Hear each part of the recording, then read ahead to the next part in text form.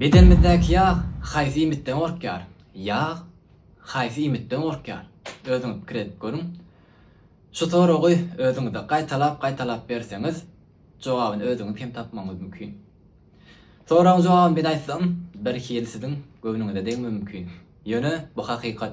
Yağ hiç hili imitten korkmaýar. Yağ diňe hereketden, aşykdan ýani az ýemekden korkar. Beýdisem günüzün aşyk etmeli däldi. Bir günüň dowamında 3 wagtyny naharyňyzy öz wagtynda ýemeli. Ertelik, abet, akşam.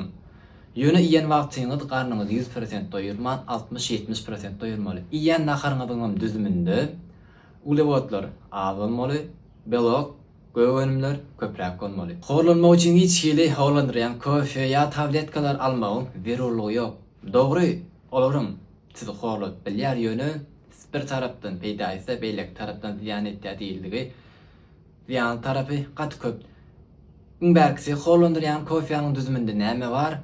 Näme sebäpden siziň horlanmagyňyza kömek etýär? Onuň ziýan taraplary haýsylar? Şu arada da men öňrek video paýlaşdypdym. Köp dostlarymyz görendir. Horlanmak üçin köp hereket etmeli. Ýani sport bilen meşgullanmaly. Bedendäki muskullary köpeltmeli.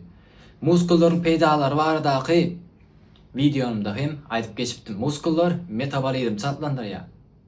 Metabolizm çatlandyrmak üçin haýsyr bir tablet ulanman öz bedeniňizdäki muskullary köpeltmeli. Hemde ýen wagtyňyz 60-70% doýuýmeli.